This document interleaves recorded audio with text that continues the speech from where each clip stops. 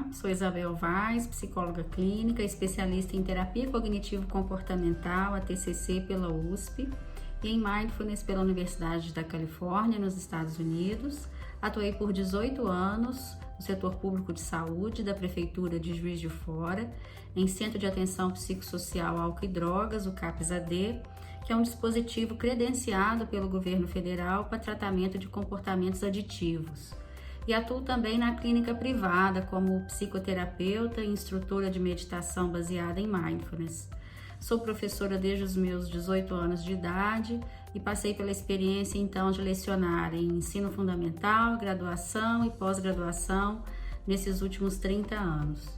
Desde 2008, após lecionar como professora substituta na Universidade Federal de Juiz de Fora, eu me envolvi com pesquisa clínica, tendo feito lá um mestrado em saúde coletiva pela Faculdade de Medicina e um doutorado depois em ciências pelo Departamento de Psicobiologia da Universidade Federal de São Paulo, a Unifesp. Eu falo aqui então do lugar de uma profissional de saúde, também pesquisadora e professora, sempre envolvida com a cultura do cuidado, que envolve cuidar de si, primeiramente, respeitando limites pessoais e do outro, autorreflexão e desenvolvimento de autoeficácia. Minha aproximação com as organizações, ela se deu nos últimos anos após eu prestar consultoria na área de drogas para algumas empresas. Muitas delas enfrentam a dificuldade de lidar com colaboradores e gestores com problemas com álcool, drogas e tabaco.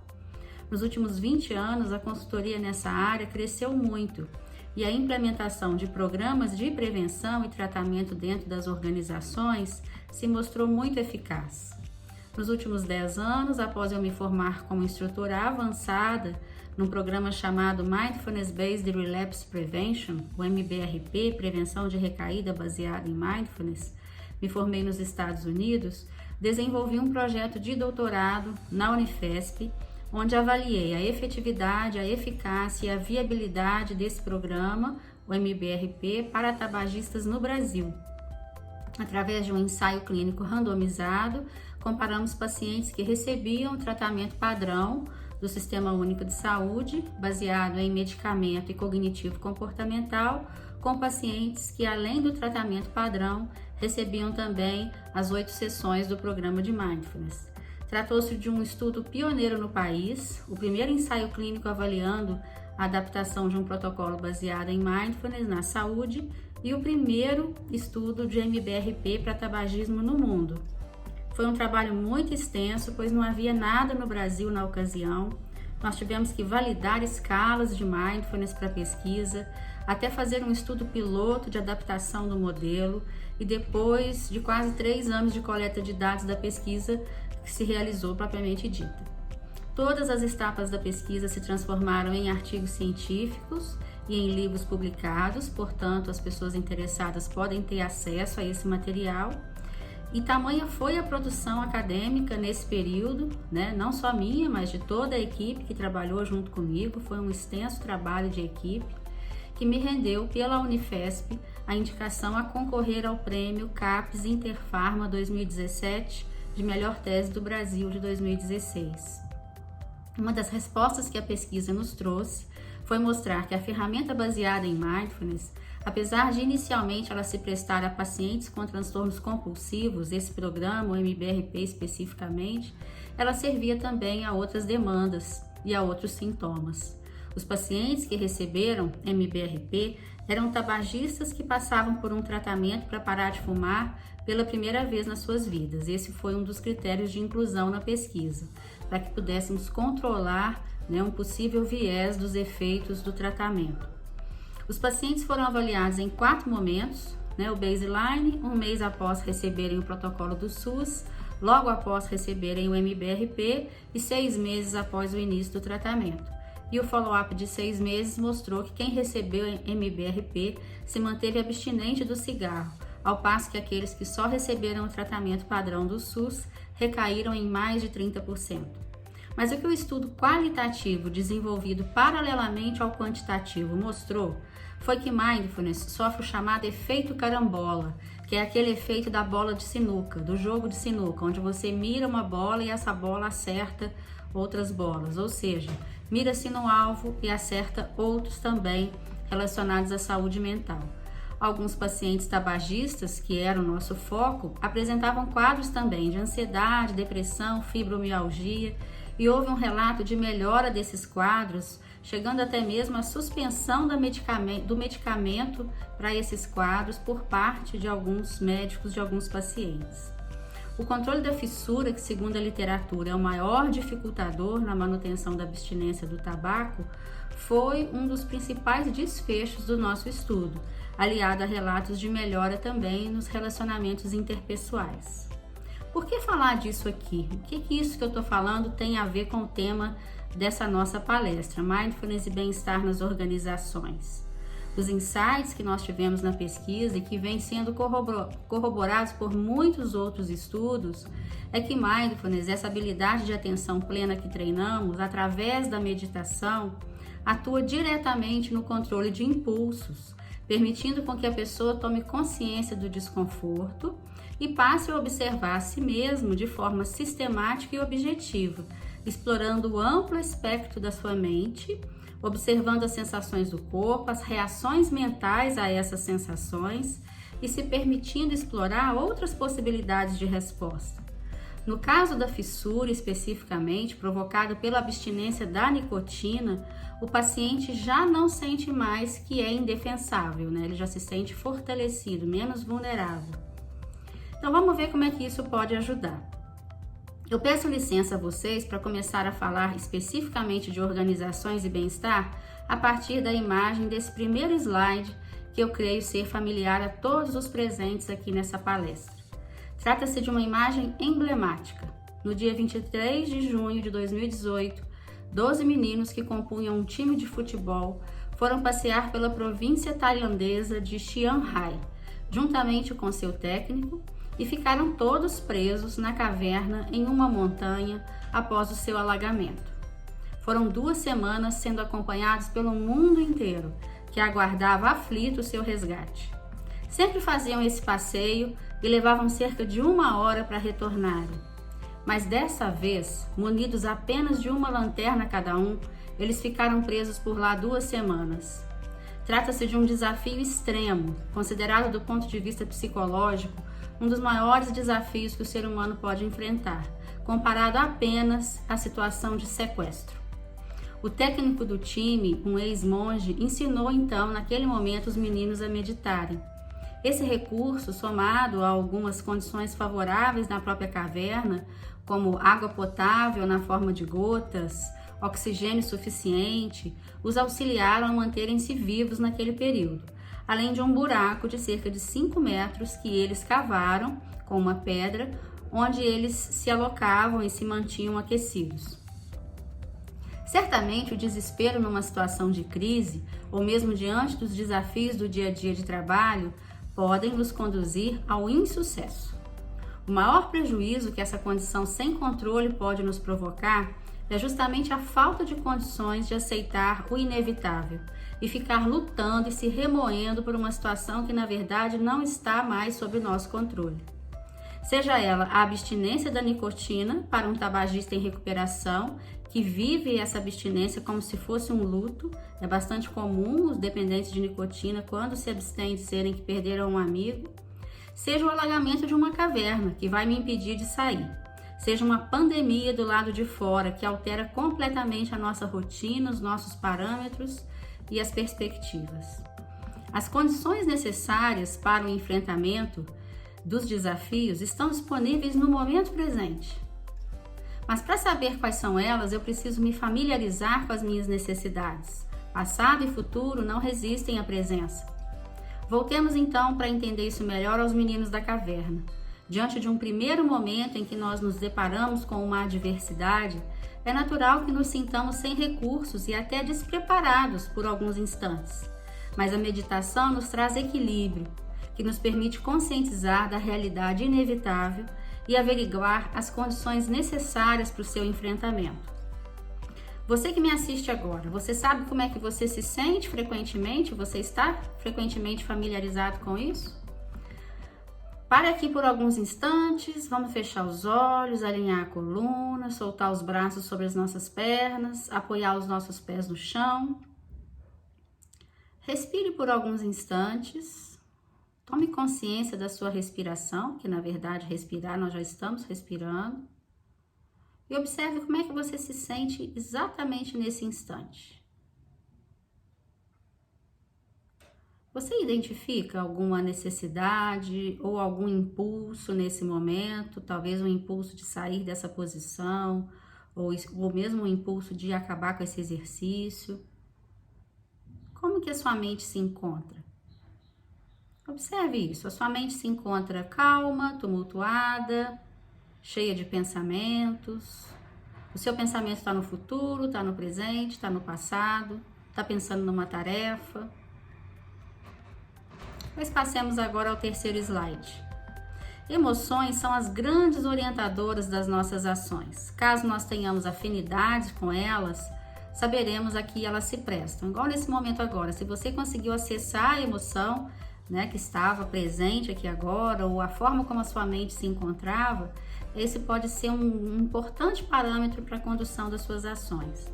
Do contrário, seremos levados a agir no automático, muitas vezes de forma impulsiva, desorientada, visando apenas aplacar algum desconforto de forma rápida, o que pode contribuir ainda para a piora da situação. Estamos falando de autorregulação, uma habilidade que, se treinada, gerará efeitos positivos sobre a nossa adaptação ao ambiente e, principalmente, contribuirá para uma comunicação eficiente, engajada, transformando-se naquela que hoje é considerado o maior ativo nas organizações, a clareza na comunicação. Não fomos educados a observar nossas emoções, a reconhecer a necessidade ali implícita e muito menos a escolher a melhor resposta num momento desafiador. Escutamos muito quando éramos criança, provavelmente. Não traga desaforo para casa, homem não chora, isso não é coisa de homem, isso não é coisa de mulher e por aí vai.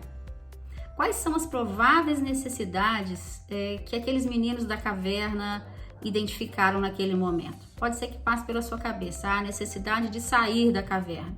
Não. A necessidade que possivelmente estava por trás de todas aquelas emoções era a necessidade de sobrevivência.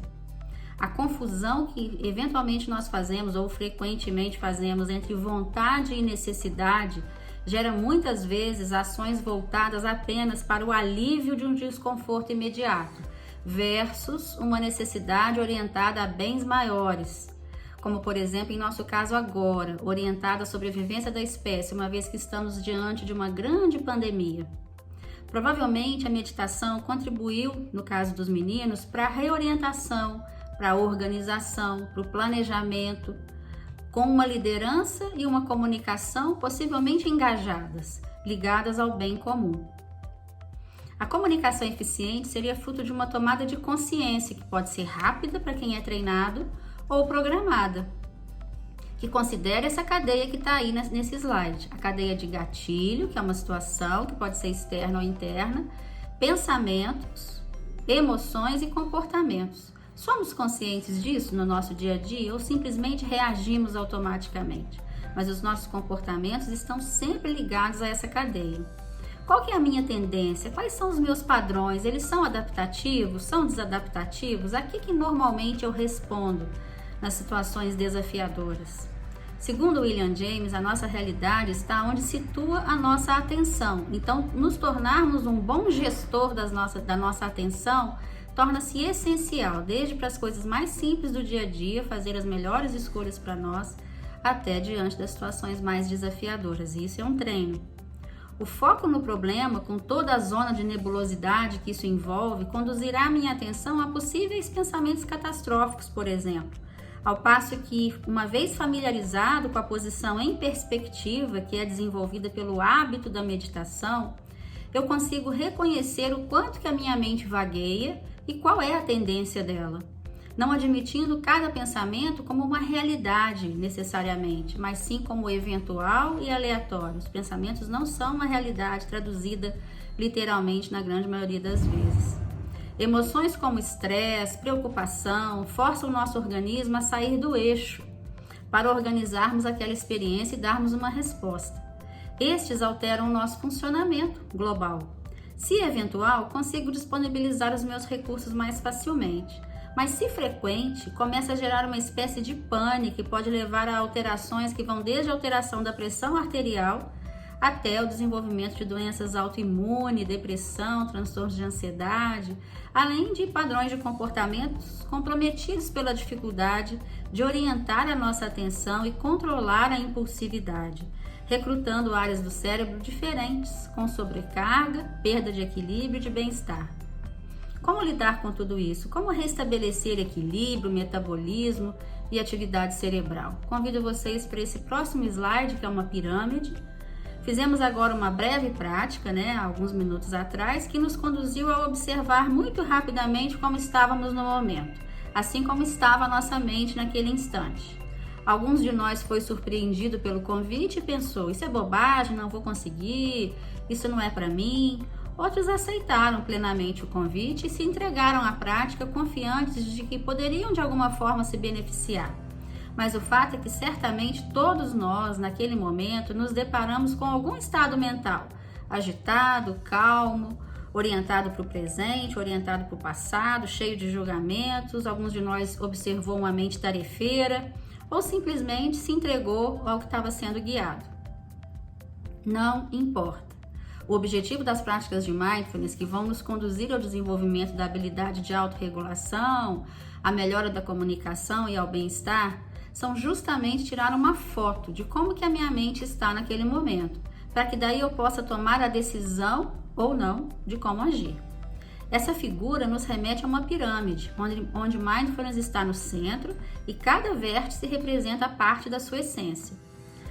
Num vértice nós vemos a mente curiosa, a mente aberta à experiência que se renova a cada instante. Seria observar a realidade como ela é, abrindo mão de padrões, de categorias, para me dedicar ao que se apresenta diante de mim. Muitas vezes carregamos conosco alguns estereótipos e reagimos a eles, e não àquele sujeito ou àquela situação que efetivamente está diante de mim. Nossa visão das pessoas e das coisas podem mudar. Frequentemente, podemos nos surpreender. Não reagimos à realidade, mas à visão que nós temos da realidade, na grande maioria das vezes. Outro vértice, nós temos a aceitação. Essa palavra no português pode nos remeter à ideia de passividade, resignação, mas não seria isso. A não aceitação de uma realidade que eu não posso mudar, muitas vezes está no centro do nosso sofrimento. Nesse momento agora de pandemia, por exemplo, quarentena, abdicação de hábitos e rotinas, abdicação de projetos de futuro, restrição de convivência, nós vemos muitas pessoas sofrendo por não aceitarem algo que é totalmente fora do nosso controle. Pandemias acontecem e não dependem de nós, assim como algumas doenças, desastres ambientais, etc. Nossa capacidade de reconstrução estará diretamente relacionada à aceitação. O contrário da aceitação seria a negação, a grande geradora, como eu já disse, do sofrimento. Fazer a diferença entre o que eu posso mudar e o que não depende de mim é essencial. O exercício constante do reconhecimento da experiência atual, proporcionado pela meditação, independente de ser prazeroso ou desprazeroso, bonito ou feio, bom ou ruim, ver isso como passageiro e impermanente favorece o desenvolvimento do que a gente chama de alegria genuína, mesmo em condições adversas. Focar onde eu posso atuar. Gentileza é o outro vértice, atitude. A atitude essencial que se fala em mindfulness diz respeito à decisão de estar presente, no momento atual, atento ao ambiente e não somente voltado para o meu umbigo. Essa é a grande atitude de mindfulness, a atitude de se tornar consciente, de trazer a consciência para o momento presente. Gentileza, gratidão e compaixão se aprende, e ao levarmos isso ao ambiente, sentimos imediatamente o seu retorno, tornando-se um grande gerador de bem-estar e de confiança. A gentileza é uma atitude que é considerada a argamassa social. No quinto slide, nós vemos aí um acrônimo, parar, onde o P é parar, O A, você vai observar, analisar as suas sensações, pensamentos, emoções. O R, você vai levar a sua consciência para a respiração. O A, você vai ampliar novamente para o contexto onde você se encontra. E o último R é o R do responder com consciência, em contrapartida a reações automáticas. Respostas, então, podem ser treinadas. Se eu usar de recursos como esse, o parar, por exemplo, um exercício de meditação informal que pode ser usado em qualquer situação de desafio no dia a dia, numa reunião de trabalho, ao responder uma mensagem ou simplesmente em momentos de checagem do humor, que servem para exercitar a mente e se manter no momento presente e se orientar pelas necessidades atuais e não a padrões desadaptativos hiperaprendidos. A prática, então, nos permite voltar a atenção para o que acontece no aqui e agora com o meu corpo e fornece informações à minha mente que permitem, ao mesmo tempo, um maior relaxamento e uma maior disponibilidade de exploração de novos recursos disponíveis. Se observar.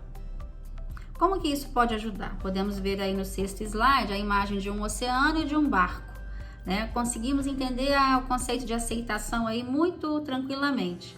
O barco não escolhe a tempestade ou a bonança. Cultivo de bem-estar depende de você saber cultivar gentileza em relação a si mesmo e ao outro, em direção à melhor resposta.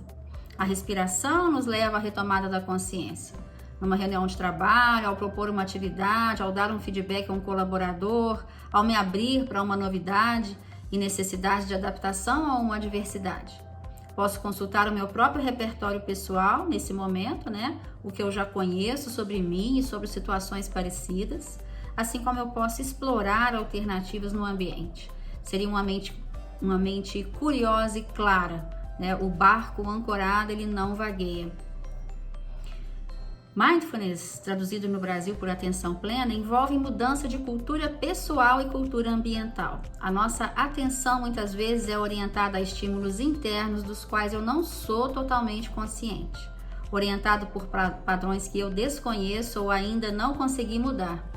Sabemos que no contexto organizacional, muitas vezes os colaboradores são contratados por suas habilidades técnicas e desligados pela falta de habilidades emocionais. Mindfulness pode ajudar na promoção de uma cultura organizacional de bem-estar. Muitas empresas hoje disponibilizam o treinamento a seus gestores, líderes e colaboradores, visando desenvolver essa comunicação interpessoal eficaz, orientada a valores e a propósitos compartilhados, visando o aumento da produtividade como um todo, mas principalmente criando uma atmosfera de trabalho em que todos se sintam considerados, valorizados, ouvidos e principalmente unidos por um bem comum. Hoje exercemos a comunicação quase que 100% virtual no momento de quarentena. O cuidado com isso é fundamental, pois estamos desprovidos de dois dos maiores responsáveis pelo sucesso da comunicação: a comunicação não verbal, que é a comunicação corporal, e o nosso olfato, um grande orientador também das nossas ações. Portanto, uma mensagem não respondida, por exemplo, ou ignorada por um líder, por um gestor, pode ser facilmente interpretada como "fui ignorado", para se dar apenas um exemplo desse contexto virtual. E esse 7º slide vai falar de compaixão. A compaixão é como um círculo, né? Que ela só se completa quando ela nos envolve.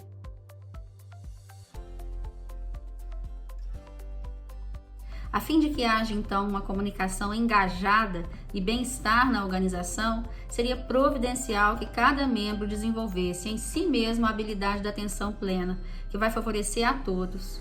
O cuidado pelo outro começa com o cuidado por mim mesmo. Se eu sou treinado a acolher as minhas emoções e as minhas experiências, sendo elas agradáveis ou não, reconhecendo nelas o seu caráter impermanente, consigo ler a mensagem que a emoção me traz. A emoção é um mensageiro, né? E prosseguir aberto, curioso, disponibilizando novos e antigos recursos para lidar com as adversidades do dia a dia. Se eu não aceito e me apego ao que eu tinha antes, sem me orientar pelas necessidades atuais, além de poder deprimir, por exemplo, eu não me torno colaborativo para conduzir esse barco aí para dias melhores junto à minha equipe. Afinal, nada é para sempre, nem o bem nem o mal. A autocompaixão, então, me prepara para reconhecer meus limites e meus potenciais, assim como os do outro, contribuindo para o desenvolvimento de uma cultura coletiva de cooperação. E, por fim, esse 8º slide é uma bolha, né? Meditação e todo esse processo que a gente aprende e desenvolve não é para relaxar, né? É para ampliar a consciência situacional, para tomar decisões mais acertadas, com menos riscos, menos problemas de relacionamento e mais voltados para a coletividade. Mindfulness resgata esse senso de pertencimento, de generosidade, de autocompaixão e autocuidado e abertura ao novo, saindo dessa bolha da zona de conforto com serenidade e segurança. Muitos estudos de revisão e meta-análise respondem a promessas sobre os benefícios do treinamento em atenção plena no local de trabalho. Eles sintetizam evidências de ensaios clínicos randomizados, do treinamento ministrado no local de trabalho para mudanças na atenção plena, estresse, saúde mental, bem-estar e resultados de desempenho no trabalho. O potencial para integrar o construto de Mindfulness às teorias de demanda de recursos e prevenção de estresse no trabalho é considerado estritamente em relação a resultados. Vale a pena consultar a literatura científica para termos acesso a todas essas informações. E por fim, eu deixo esse último slide com alguns links para vocês. Tem um link aí do guia que foi produzido pela Great Place to Work recentemente, como planejar a volta ao trabalho após a quarentena, onde eu contribuí com um artigo falando sobre coisas que a gente conversou aqui hoje e mais algumas outras informações. Tem aí o link para o meu currículo Lattes, para quem quiser consultar artigos, capítulos de livros publicados e demais informações, assim como o meu site, que fico à disposição para vocês. Então, para finalizar, eu gostaria de falar que Mindfulness e bem-estar nas organizações estão intimamente relacionados a essa comunicação eficaz, engajada e voltada para a coletividade. Muito obrigada.